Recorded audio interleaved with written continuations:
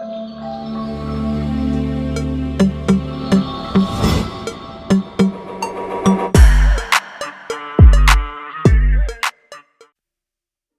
guys, it's Bailey Wiki, and I'm going to show you something really cool today. This is for Dungeondraft users. If you like to design maps, we're going to use a new system that I've developed. It's actually started in Foundry with some AI-generated tiles that I have created over the last few months, and we are going to use these in Dungeondraft. So I ported the whole system over, and we're going to turn on our terrain brush. We're going to open up all of our layers.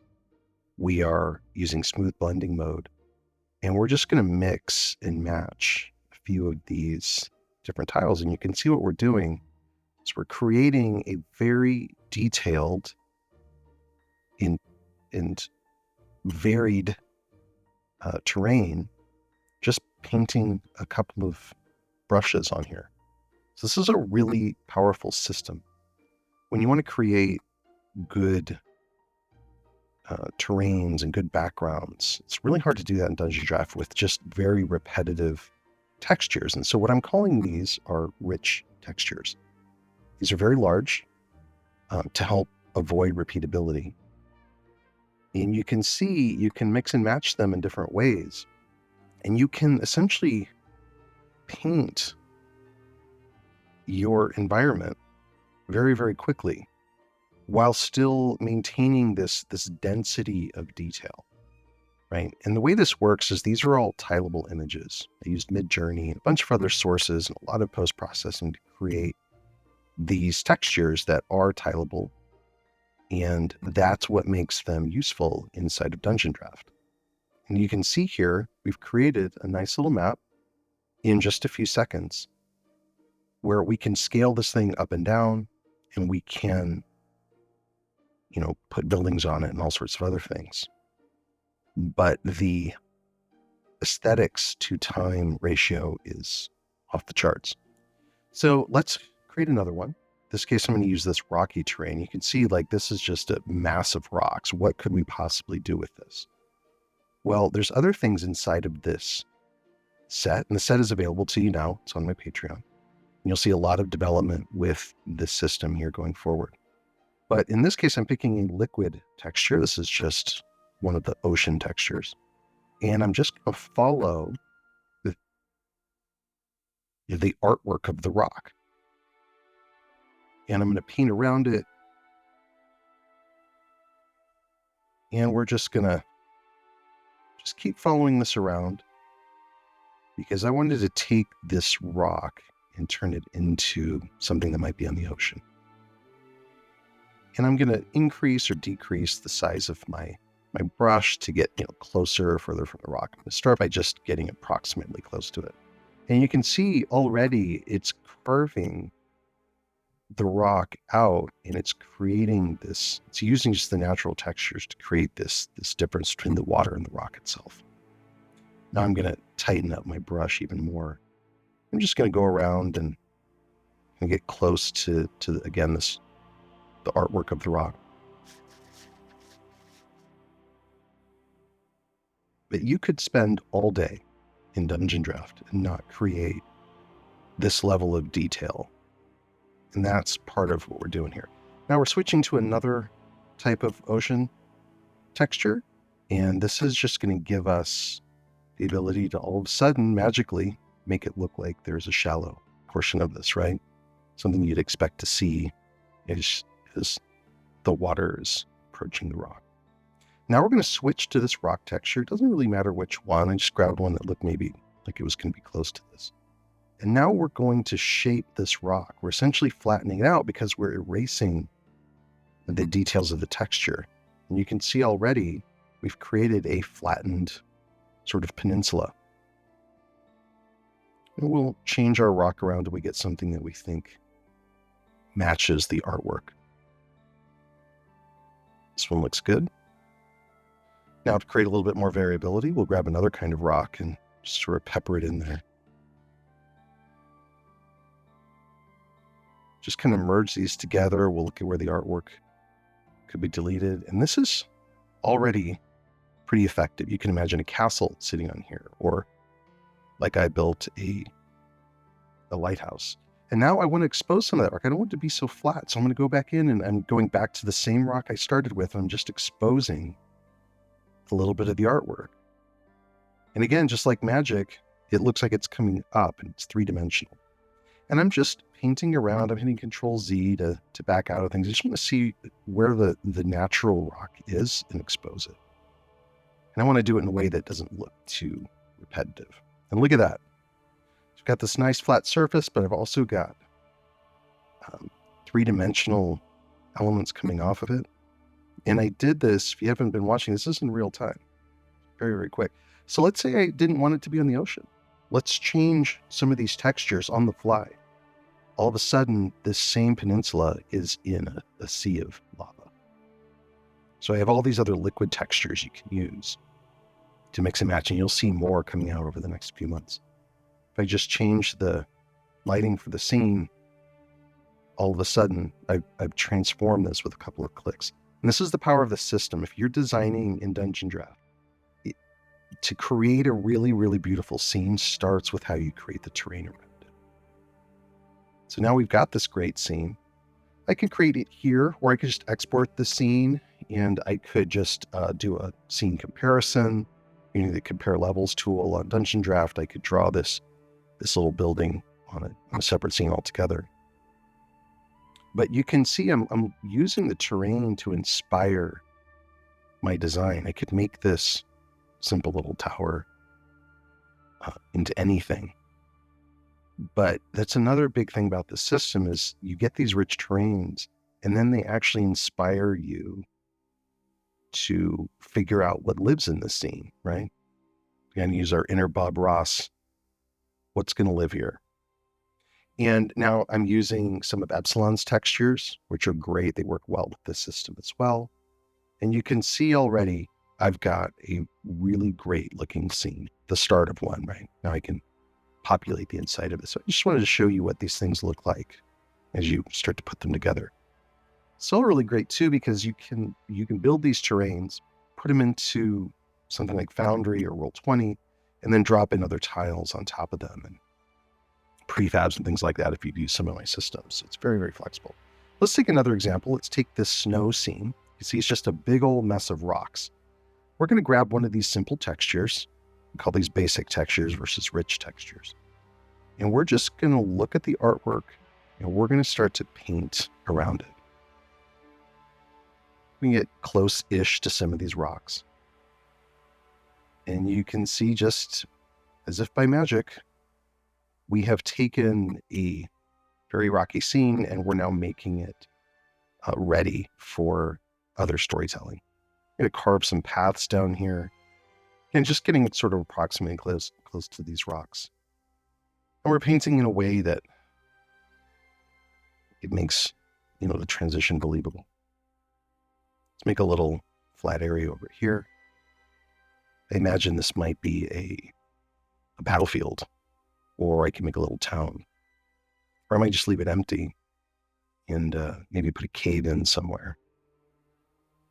You can see I'm just creating these flat tops to what wasn't flat a second ago. I'm just carving some little channels to connect them. And that's how easy this is. And look at the level of detail. You literally couldn't create this in Dungeondraft, right? But by the power of AI and just being deliberate about how some of these assets are designed, we have the ability to do this. Now I'm shrinking my brush and I'm just going over some of the rocks to give them more definition, right? Because you can take out some definition as you're painting over them. But that was, again, about a couple minutes. We've got a really, really compelling backdrop. Give you some more examples here.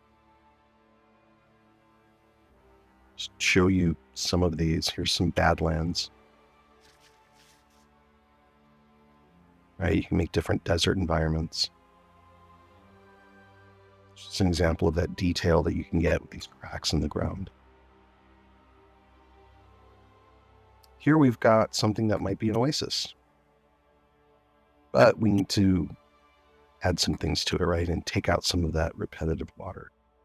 So we'll turn on smooth blending, unlock all of our slots, and we will just kind of start drawing and covering up some of that extra area with some of these sand dunes.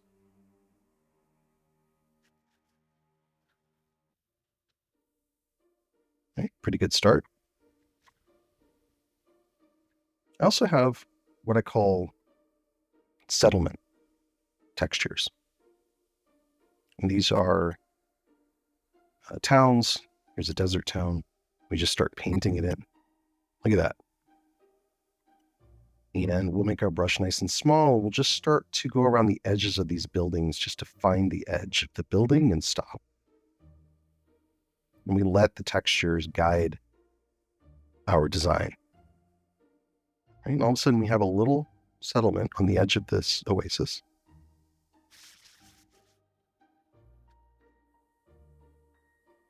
And we can blow this map up as big as we want when we get into BTT, right? We can have it be explorable by our tokens.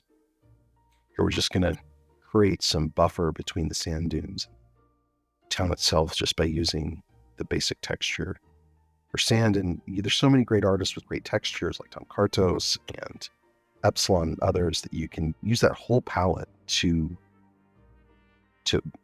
form these maps any way that you want.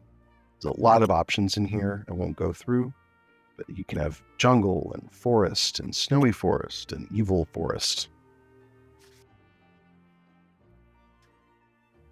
And I'll show you, you also have these chromatic options here. If you drop the intensity down very, very low, we're going to use black in this case. And you want it to be very low because otherwise it'll overpower the terrains you've already got in place. But you can see we're starting to darken the terrain underneath. I wanted to show you this because you do have other chromatic textures in the same pack. And you can use them to, use like green to make your sea look a little bit greener as it gets more shallow. In this case, we're using black to just bring out more of the highlights, accentuate more of the lowlights, make this a little bit darker. And if we switch it over, you can see how much it changes things. So this lets you alter the color of some of these textures, really get some fine tuning. And here you can see we're painting this a little bit more cooled lava out any direction that we want. It gives you a lot of flexibility. With this pack, you also get this test map, and you can see all the different layers and kind of deconstruct how I designed a lot of these things. But I also include objects. So these are objects that I use in BTT. And they give you the ability to just create certain types of topography within a map, right? Some of them work better than others with different types of backgrounds. And you can move them into corners. And you can see, again, more examples. But here's how you create just a big gaping hole right in the middle of a map that you created.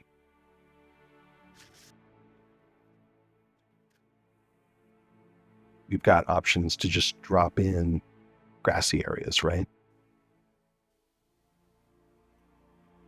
If we go to some of these other sample maps, you can see here's one that use some of these objects to create a cool little area. You can just drop it and all of a sudden you've got grassy clearing with some boulders around it.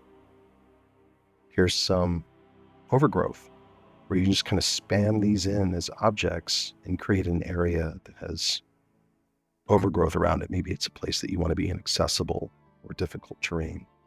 I also have little objects like these paths.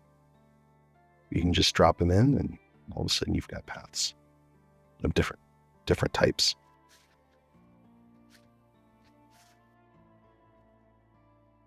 Different dirt roads. You even got the ability to drop in bodies of water. Right here's some ponds. You can add rivers. These are all objects. They're also available, the rivers are also available as patterns. So you can make these rivers very large and stretch across the whole scene, whereas the objects only have so far that they can scale. Circles of rocks that you can drop in different places. Very, very flexible, very quick to add in and it's helping do the storytelling as you're playing around with the assets themselves. Even have these components here that went into making this gorge, for example. You can see it's just a few of those objects put in end to end, and it makes a very compelling canyon. Let's just show you how fun this is to work with. We're going to change that top layer to, let's go with jungle. All of a sudden we have a canyon in the middle of a jungle. And maybe we want to change the bottom of the canyon to something different.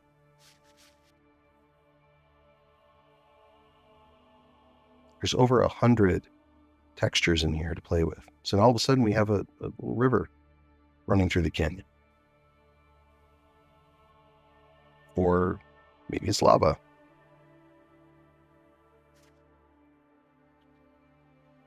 There's only 8 brushes here, but turn on our terrain layer. Actually, this way, in this one, we're gonna go with the pattern. So we're on our pattern. Don't even have our terrain layer turned on. We're going to turn on snap to grid, and we're going to drag this pattern out as far as we want. And we're going to look for a part of this pattern that we want to make a map from. And we're going to grab, then we're just going to use the same pattern. We're going to draw out a square. Just the area that we care about. We're going to delete the original pattern. I don't know, maybe we want to see if there's another pattern that exposes itself. Look, here's a new one I wasn't planning on, but it's zoomed in on the same area. I really like it, right? It looks like a road in the middle of the desert. So I'm going to grab that and I'm going to expand it out because these things scale really well. Again, they're high density. And look at this detail. You can, like, in a second, creating a map with this really, really rich detail. Right? And we're letting it inform what kind of scene this might be. And we've got a road through the desert. It's got these areas that are up high. But because we can't paint on it, it's a pattern, we're going to go use an AOA asset called Frost. It's free. You can get it on cartography assets. And we're just going to grab a color from the top of this little rock here, and we're going to make it semi-transparent, and we're just going to start spamming that frost, it's colorable, around the top of this rock. And you can see in the same way that we painted earlier with terrains, we're basically just covering up some of that artwork, and we're flattening the top of this rock, because maybe I want a building to go up here, or a campsite. I'm going to make sure my pattern stretches all the way across. It's just a little hack to be able to form this terrain. I'm going to make another version just a little bit darker. Spam that around just to give my texture a little bit more variability up here. And just like that, we've got a flat area to design with. And we'll do the same thing down here. Just erasing very simply the original artwork in order to create flat planes to design with. And that's it. A couple of minutes and we've got a very, very compelling background to work with.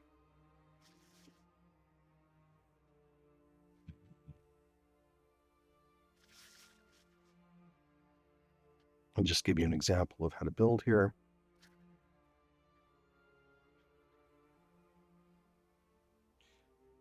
I'm using this terrain to inform the shape of this building, right? That's another power of the system. It gives you inspiration to do something that you normally wouldn't have designed. And I'm doing this in a really fast and dirty way. You wouldn't want to do this with your shadows and other things. Notice everything's at the wrong level. I want to move all of my objects back to -400, because why not give myself all of the space to design with. I'm also going to move the terrain itself back to -400. Now that exposes my building in a way that I can get in and design it.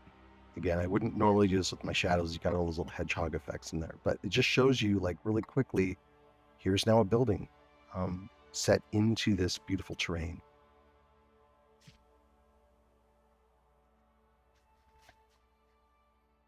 If we explore a little bit more,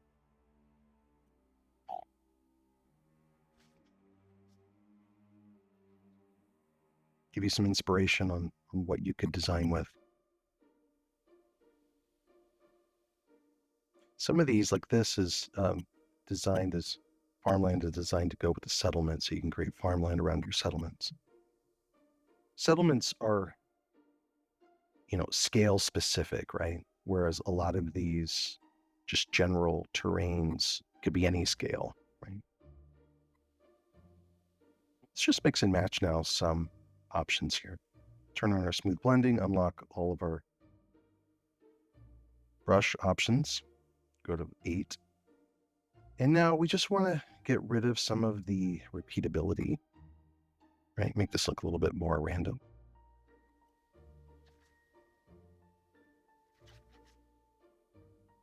We're just testing out some of the, what we call the grassy brushes. You can see great detail, great randomness with just a couple of brush strokes.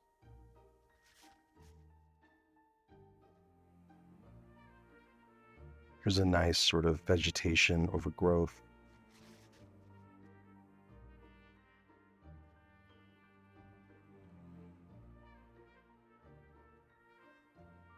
Very, very fast, very compelling. You can see the stories start to take shape here. We've got this area in the middle. Well, what could be in there? Well, here's another settlement. This is for ruins. I can just paint ruins here. This could also be a cemetery.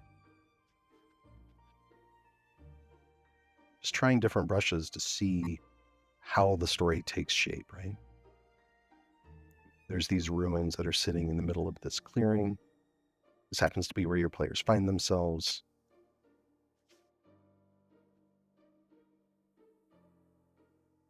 But maybe it's not ruins, right? I'm trying swamp. Trying some stone. Maybe there's a stone clearing. I might put a circle of stones in there to serve as a backdrop. It's so easy, just a couple of clicks or Control Z and change back to something else. There's an evil wood. Maybe there's a fort, more of a forest in the middle, right? Might not be accessible. Maybe it's just a clearing of grass, right? I wanted this to be a campsite. A little bit richer texture grass.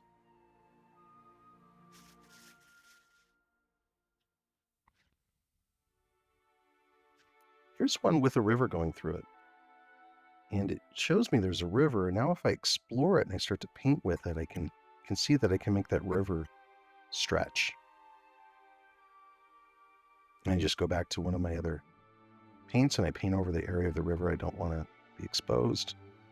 I'm just going to explore this river as it travels to the other side of the map. Just like that, have a nice water feature going right through the middle of my map. I've only used 5 textures at this point. Just making these rocks and areas of the river a bit more defined. I'm going to start experimenting with just changing other parts, other brushes, right? So now I've got a very green scene. Put some hills here around the edges. I like that. Create some good tactical interest here. I can hide enemies back there and that sort of thing. Just going to run over them, make them a little bit more defined where they start to meet with the other brushes. Just make sure the hills don't look like they're fading in weird ways. And for my next brush, I feel like I just draw a path going through this. And I'm just going to follow the terrain, let it guide me. This really helps you create more randomized terrains because the textures themselves have the randomization. It's another benefit of AI is it randomizes things in ways that humans don't do very well. But these are already randomized in great ways, right? So if we just follow these terrains, it helps us draw better maps. change it to a little bit lighter color, and I've got a pretty good map here.